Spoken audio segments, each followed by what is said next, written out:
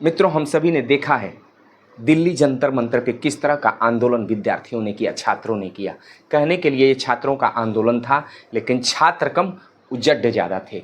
छात्र ने माता पिता को माता पिता न समझते हों, वो मोदी जी या आम जनता को क्या समझेंगे, इसीलिए तो अलग अलग बयान जिसको जो इच्छा वही बोल रहा था। ये सब चीज़ें विद्यार्थी करेगा, एक विद्यार्थी कर सकता है? नहीं कर सकता। ये वही कर सकता है जो माता पिता को डार्क में रख के, धोखे में रख करके दिल्ली में पढ़ाई कर रहा है और ज़िंदगी को ऐश से जी रहा है। घर वाले पैसे दे रहे हैं और वो जी रहा है। क्या जिस तरह का आंदोलन विद्यार्थियों ने किया है, जिस तरह की भाषाओं का प्रयोग किया, उनके माता पिता सुन रहे होंगे तो खुश होंगे क्या? उनकी छाती चौड़ी हो रही होगी कि मेरा बेटा आंदोलन कर रहा है। अरे तुम्हारी भाषा से वो रो रहे होंगे कि क्या हमने अपने पैसा घर से कर्ज लेके, बैंक से लोन लेकर के, गेहूं धान बेच करके आपको पढ़ने के लिए इसीलिए दिया था कि आपकी भाषा शैली इतनी खराब हो। कहने का मतलब मेरे मित्रों, जंतर मंतर पे बैठे हुए लोग और इस देश का विपक्ष मात्र एक ही, धर्मेंद्र प्रधान इस्तीफा दो। कोई ये नहीं कह रहा था कि मजबूत कानून बनाओ। सिर्फ भारतीय जनता पार्टी, मैं पार्टी का हूँ इसलिए पक्ष नहीं ले रहा हूँ, जो कह रहे थे लोग वो कह रहा हूँ।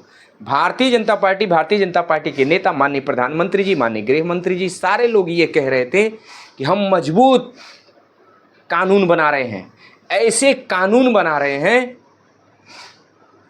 कि पेपर लीक, पेपर चोरी या किसी भी तरह की चोरी को करने वाले के रोंगटे खड़े हो जाएंगे। उसकी 7 पुश्तें नहीं सोचेंगी कि पेपर लीक करना है। लेकिन फिर भी ये विद्यार्थी, ये छात्र न विश्वास में आ रहे थे। और भाई विपक्ष को क्या कहना, उसे तो राजनीति की रोटी सेकनी थी, बच्चे मिल गए थे उस पर सेक रहा था वो। मेरे मित्रों, धर्मेंद्र प्रधान जी का इस्तीफा हो गया, आंदोलनकारी हट भी गए, लेकिन क्या कोई गारंटी इस बात का लेगा कि पुनः पेपर लीक नहीं होगा? पंजाब में तो हो गया है। जो लोग दिल्ली के जंतर मंतर पे आ करके केजरीवाल एंड उनकी पार्टी, मनीष सिसोदिया, केजरीवाल, संजय सिंह, मुगलों की औलाद संजय सिंह आ करके चिल्ला रहे थे धर्मेंद्र प्रधान का इस्तीफा दीजिए, उनको पंजाब में बोलना चाहिए ना।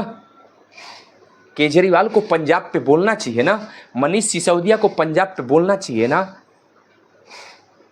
अखिलेश अपनी पूरी यूजन सभा, अपनी यूजन टीम को दिल्ली बुलवा दिए थे।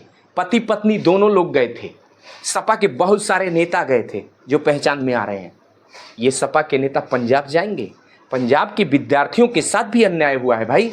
विद्यार्थी पंजाब का हो या दिल्ली का, विद्यार्थी जम्मू कश्मीर का हो या असम का, वो तो विद्यार्थी और सबके लिए एक समान का कानून होना चाहिए। अब तो पंजाब में पेपर लीक हुआ है, क्यों नहीं अखिलेश जी बोल रहे हैं? राहुल गांधी को बोलना चाहिए, प्रियंका को बोलना चाहिए, केजरीवाल, सिसोदिया और संजय सिंह को बोलना चाहिए, लेकिन सब मौन साधे हैं। दिक्कत इनको मोदी से है, और वो दिक्कत इसलिए है, मोदी भी यदि ये कहते कि इस देश के सुख सुविधाओं पे पहला हक अल्पसंख्यकों का होगा तो शायद ऐसी दिक्कत नहीं आती। लेकिन मोदी जी ये कहते हैं कि सबका साथ, सबका विकास, सबका सम्मान के साथ काम करना है, और शायद यही विचार भारत की जनता को प्रसन्न आते हैं, इसीलिए बार बार चुन के आते हैं। तीसरी बार ये भी चुन के आए और 27 में पुनः योगी जी चुन के आने जा रहे हैं। आपका ये आंदोलन भारतीय जनता पार्टी को कमज़ोर नहीं किया है, आपको कमज़ोर किया है। क्योंकि आप में से किसी ने ये नहीं कहा कि नहीं इस्तीफा नहीं चाहिए, हमको कानून चाहिए, मजबूत कानून चाहिए। यदि किसी ने पेपर लीक करने का भी सोच लिया तो उसकी 7 पुश्तें कांप जाएं, इस तरह का कानून चाहिए। और मेरे मित्रों, कानूनें भी बहुत बनी है देश में। 302 फांसी बताती है। 302 यदि सिद्ध हो गया तो आपको फांसी या जीवन कारावास हो जाता है। 307 यदि सिद्ध हो गई तो आपकी जमानत जल्दी नहीं होती है। लेकिन क्या फिर भी भ्रष्टाचार, हत्याएं, रेप रुक रहा है? व्यक्ति डर सकता है, थोड़ा कम हो सकता है, रुक तो नहीं रहा है ना। इन चीज़ों को रोकने के लिए हमको स्वयं अलग से अपने परिवार के साथ साथ समाज को जागृत करने पड़ेगा। चरित्र का निर्माण करना पड़ेगा। चरित्र का निर्माण करना पड़ेगा कि हम न भ्रष्टाचार करेंगे न भ्रष्टाचार होने देंगे। पेपर जो लोग बना रहे थे, किसी भी पेपर को जो लोग बनाते हैं वो कैसे लीक हो जाता है? उसी में से कोई बेवकूफ़, कोई हरामी, कोई बेईमान, कोई गद्दार उस पेपर की कॉपी लेता, उस पेपर की फोटो लेता, अपनों के लिए लेता। और ये सब कुछ तभी रुकेगा जब चरित्र के हम बलवान होंगे। मेरा मन सबके लिए रहेगा कि नहीं, ये मैं चुरा नहीं सकता, नहीं ले सकता अपने बच्चे के लिए। बच्चे हैं, सबके बच्चे हैं, क्यों चुराना है? हमारे बच्चे के तकदीर में होगा तो नौकरी होगी, नहीं होगा तो कुछ और करेगा। ये भाव जब रहेगा तब पेपर लीक रुकेगा। कानूनें भी बन जाएंगी तो भी तो ये चोर रहेंगे, क्योंकि हमारा मन शुद्ध नहीं है।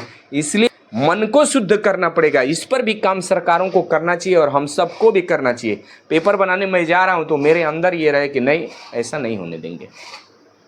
मेरा ही बेटा सिर्फ बेटा नहीं है, इस संसार के जितने बच्चे हैं वो सब मेरे बेटे जैसे हैं। सब पढ़ें, आगे बढ़ें, जिसके नसीब में होगा वो पाएगा। ये वाला चरित्र जब निर्माण होगा तो इसलिए मेरे मित्रों, हमें जो मांगना था वो हम मांग नहीं पाए। हम सिर्फ गुस्से में आकर के, बहकावे में आकर के धर्मेंद्र प्रधान का इस्तीफा मांगे। इस्तीफा मिल गया, लेकिन ये चीज़ें रुकने वाली नहीं है। ये चीज़ें रुकेंगी मजबूत कानून और चरित्र के निर्माण से। कानून डरा के रुक सकता है और चरित्र का निर्माण अपनत्व के साथ सबका साथ, सबके विकास को का स्वप्न दिखा करके रोक सकता है। इसलिए कानून से भी ज़्यादा जरूरी है चरित्र का निर्माण होना। चरित्र का निर्माण यदि होगा तो न चोरी होगी, न रेप होंगे, न कोई दुखी रहेगा। जिसके नसीब में जो होगा उसे मिलेगा। इसलिए मेरे मित्रों, आइए अपने अंदर भी एक परिवर्तन लाने का प्रयास करें कि हम चोरी नहीं करेंगे, हम भ्रष्टाचार नहीं करेंगे, हम लाइन में खड़ा होकर के अपने नंबर का इंतजार करेंगे। हम परीक्षा देने जाएंगे, यदि कोई पेपर हमको दे भी रहा है तो हम नहीं लेंगे। दिल्ली में जो आंदोलन हो रहा था, पुलिस ने एक रेखा खींचा था कि यहीं तक आप रहेंगे, तो जरूरत क्या था आगे जाने का? आप आंदोलन करो ना। आप वहां बैठे रहे तभी जाकर के धर्मेंद्र जी का इस्तीफा हुआ है। ये मारधाड़ तो विद्यार्थियों के पर कलंक लगाया है। ये मारधाड़ तो विद्यार्थियों पे कलंक लगाया है। और काकरोच के मुखिया को एक दिन सुन रहा था, वो कहे कि इसमें बीजेपी के लोग घुस गए हैं, वही मारधाड़ कर रहे हैं। गलत था, ये गलत था। सपा के लोग वहाँ दिख रहे थे, आम आदमी पार्टी के लोग वहाँ दिख रहे थे, कांग्रेस के लोग वहाँ दिख रहे थे। बीजेपी का कोई नहीं दिख रहा था, कोई दिखाई नहीं। वो आपको मनाने और समझाने में लगा था कि मान जाइए। पुलिस ने जो लाइन खींचा, उस लाइन को, गाइडलाइन को आप पार कर रहे थे, पुलिस रोक रही थी, आप नहीं रुके। पुलिस को आंसू गैस, पानी का प्रयोग करना पड़ा। पत्थर कहाँ से आया? कर रहे थे, यदि आप आंदोलन कर रहे थे और आपके बीच से कोई पत्थर फेंक रहा है तो आप उस व्यक्ति को पकड़ के क्यों नहीं पुलिस को दिए? माना जाता विद्यार्थियों का है। अराजक लोग, मैं मानता हूं बीजेपी के लोग ही यदि पत्थर फेंक रहे थे तो आपको पकड़ के देना चाहिए था ना। विद्यार्थी तो इतने थे, उसमें दिख तो रहा था कि कौन फेंक रहा है। उस व्यक्ति को 4 विद्यार्थी आंदोलन करने वाले क्यों नहीं पकड़ के पुलिस वालों को दिए कि ये लोग हमारे आंदोलन को खराब करने के लिए आए हैं? किसी ने नहीं दिया, उनका सहयोग की। उल्टे सीधे नारे लगाए गए। प्रधानमंत्री, जो प्रधानमंत्री आपके लिए जीते और मरते हैं, उनके परिवार का कोई सांसद, विधायक, मंत्री नहीं है भाई। पेमेंट भी नहीं लेते हैं, पता नहीं आप जानते हैं कि नहीं। पेमेंट नहीं लेते हैं, उतना ही लेते हैं जिससे उनका काम चल जाए। उस प्रधानमंत्री पे हम उंगली उठा रहे थे, उठाते हैं, ये ठीक है।